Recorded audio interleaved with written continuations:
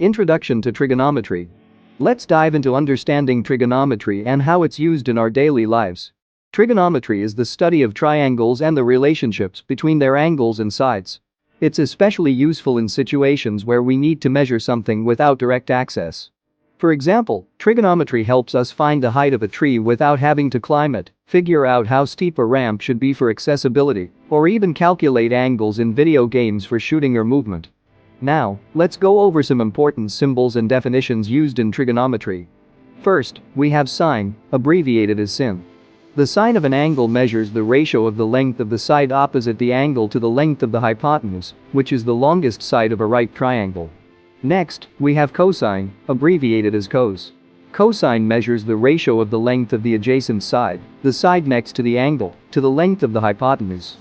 Finally, we have tangent, abbreviated as tan. Tangent measures the ratio of the length of the opposite side to the length of the adjacent side. These three trigonometric functions, sine, cosine, and tangent, are key tools for solving problems involving right triangles and are widely used in many real-world applications. Using sine to find height. Let's explore how to use sine to find the height of an object. Imagine you want to find out how tall a flagpole is, but you can't measure it directly. If you stand a certain distance away and measure the angle of your line of sight to the top of the pole, you can use sine to calculate the height. Step by step.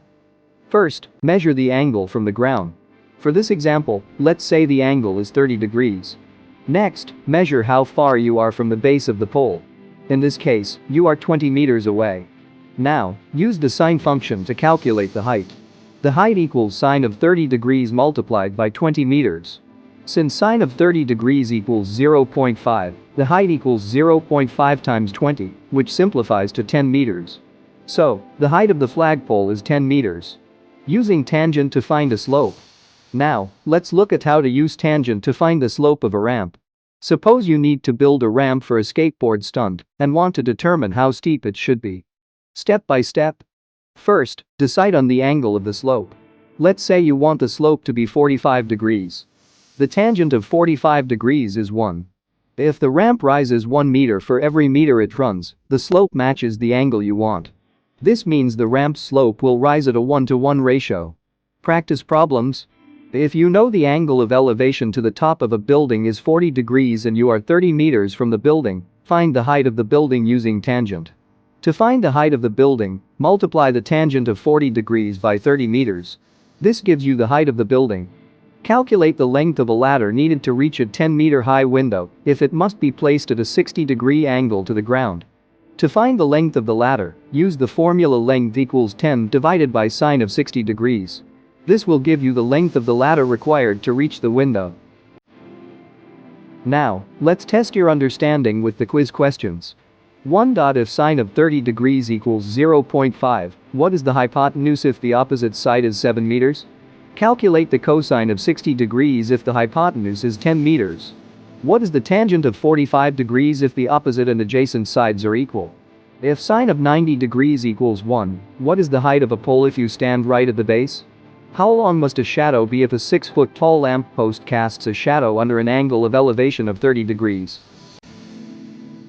If sine of 30 degrees equals 0.5, what is the hypotenuse if the opposite side is 7 meters?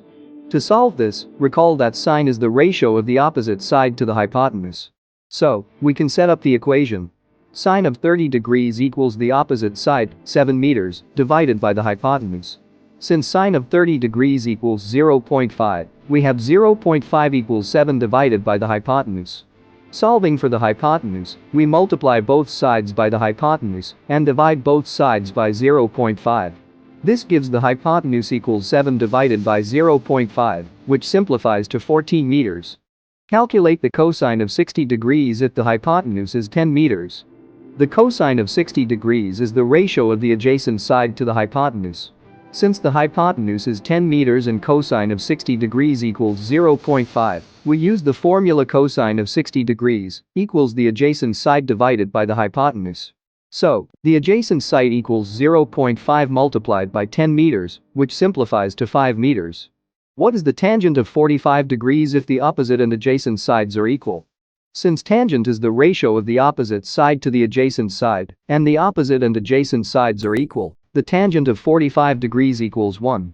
Tangent of 45 degrees is always 1 when the opposite and adjacent sides are equal. If sine of 90 degrees equals 1, what is the height of a pole if you stand right at the base? Sine of 90 degrees equals 1 because the angle between the pole and the ground is 90 degrees when you are standing right at the base. Since sine equals the opposite side divided by the hypotenuse, and in this case, the height of the pole is the opposite side, we know that the height equals the full length of the pole. So, the height of the pole is the same as the hypotenuse. How long must a shadow be if a 6-foot-tall lamppost casts a shadow under an angle of elevation of 30 degrees? We can use the tangent function to solve this. Tangent of an angle is the ratio of the opposite side, which is the height of the lamp post, to the adjacent side, which is the length of the shadow. So, tangent of 30 degrees equals the height of the lamp post, 6 feet, divided by the length of the shadow. Since tangent of 30 degrees equals 0.577, we set up the equation 0.577 equals 6, divided by the length of the shadow. Solving for the length of the shadow, we get the shadow equals 6, divided by 0.577, which is approximately 10.4 feet.